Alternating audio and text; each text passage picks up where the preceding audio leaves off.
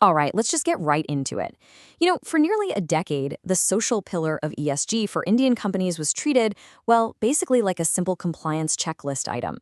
The old formula was pretty straightforward. You calculate 2% of your average net profits, sign a paper check to some external foundation, snap a quick smiling photo for the annual report, and literally just walk away.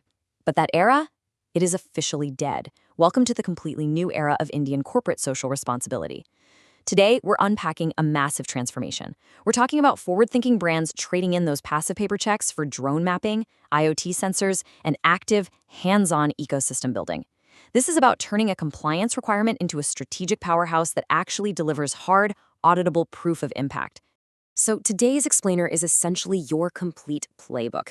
We're going to break down this shift across 5 key areas. First, the end of the passive check era. Second, the new regulatory paradigm you absolutely need to know.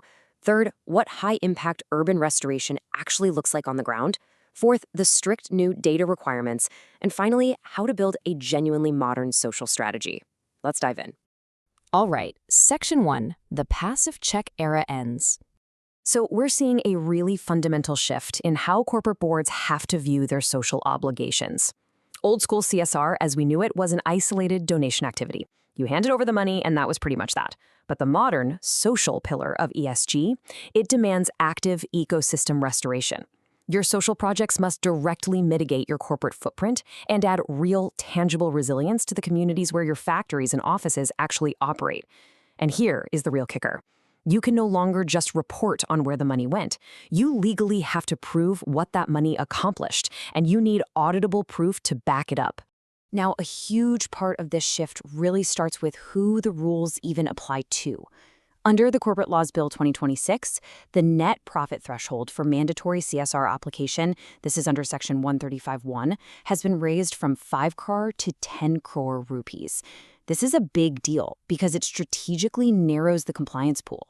It essentially exempts smaller, mid-cap entities so they can conserve their capital while heavily focusing the mandatory compliance on the larger corporate entities, the ones that actually have the deep resources needed to drive real systemic change.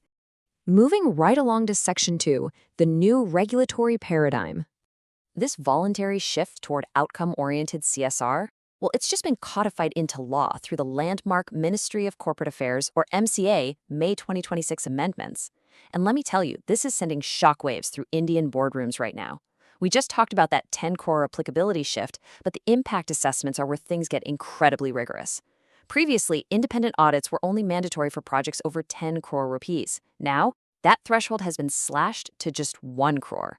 Also, implementing partner registration via Form CSR-1 used to be a sort of one-and-done deal. Not anymore. It's now a mandatory annual renewal. These aren't just minor bureaucratic tweaks. They completely rewrite the operational workflow for literally every corporate board operating in India. And perhaps the most urgent point here is the timeline. It has been aggressively accelerated. Under the updated Section 135(6), any unspent CSR funds must now be transferred to a designated unspent CSR account within a strict 30 days of the financial year end. Previously, companies had a very comfortable 6-month window to figure this out. So if your finance team is used to closing their CSR books leisurely in June or July, this is a massive wake-up call. That transfer absolutely must happen by April 30th. Because if you miss that 30-day window, the penalties are no joke. Delayed capital deployment now attracts a mandatory and severe interest penalty of 12% per annum, and that is calculated right from the due date until the transfer is actually executed. The government is making it crystal clear. They are entirely eliminating delayed capital deployment. Furthermore, to crack down on shell entities acting as CSR fronts, NGOs, trusts, and Section 8 companies can't just rely on a one-time registration anymore. Form CSR-1 must be renewed annually by June 30th. For corporate boards, this means you must rigorously verify that your NGO partners have active, renewed registrations and valid DARPAN IDs before you disperse a single rupee of capital. Okay, on to Section 3, high-impact urban restoration. We've talked a lot about the boardroom regulations, but what does a compliant modern project actually look like when you get out on the ground? Well, major tech and manufacturing hubs across India, places like Bengaluru, Chennai, and Pune, are facing severe local resource depletion, but smart companies are stepping in to fix it. Take a look at Chhattisgarh, for example. An incredible model here is IndusInd Bank's Lake Rejuvenation program in Raipur, which they executed alongside the Environmentalist Foundation of India, or EFI. They took on the massive ecological restoration of 3 highly degraded water bodies, Sankra, Banda, and Dongia lakes. They shifted entirely away from quick fixes and moved straight toward regenerative urbanism. Historically, corporate interventions in urban water systems were pretty superficial. It was mostly aesthetic additions, like putting in a jogging track or planting ornamental non-native plants that actually disrupted the natural hydrology. But not anymore. Instead of just planting a few random saplings, IndusInd and EFI brought in heavy machinery for rigorous scientific restoration protocols. We're talking deep desilting, creating functional natural wetlands, and focusing on augmenting the actual water storage capacity to truly revive the aquatic ecosystem. And the work absolutely doesn't stop at the water's edge. You have to look at the essential physical infrastructure required to actually protect these investments. That clear green and white EFI fencing and the reinforced leak bunds, they are not just for show. They are absolutely critical for curbing illegal urban encroachment and preventing local pollution from just undoing all that intensive restoration work. It ensures the lake actually remains a protected ecological commons for the long haul. And the results? They are exactly what auditors and regulators are demanding today. Granular, tangible outcomes. Over 5,000 locals directly benefited from improved water accessibility. The water storage capacity was measurably augmented. Local biodiversity was preserved and returned, and the entire initiative perfectly aligned with multiple sustainable development goals, specifically clean water, sustainable cities, life below water, and life on land. Which brings us to Section 4, the strict data requirement. Because claiming these amazing outcomes is one thing, right? But legally proving them is another game entirely. Remember that regulatory threshold we discussed a minute ago? Under Rule 8.3, any company with a 10-core average CSR obligation now has to conduct an independent third-party impact assessment for every single project with an outlay of just 1 crore rupees. So those mid-sized projects that used to just fly completely under the radar, they now require rigorous third-party audits. So how exactly do you measure all this? Forward-thinking companies are adopting internationally recognized evaluation frameworks, specifically the OECD DAC criteria. Assessors are now evaluating relevance, coherence, effectiveness, efficiency, impact, and sustainability. Handing an auditor a simple spreadsheet that says, hey, we funded 1 lake or we planted 10,000 trees is absolutely unacceptable now. You have to track granular metrics over time. Auditors are coming in and asking the hard questions. Did the local groundwater table actually rise after the lake rejuvenation? Have the local bird and insect populations return to that restored urban microforest? What is the verified income increase for the local communities who are involved in maintaining these spaces? And I think this quote perfectly captures the overarching theme.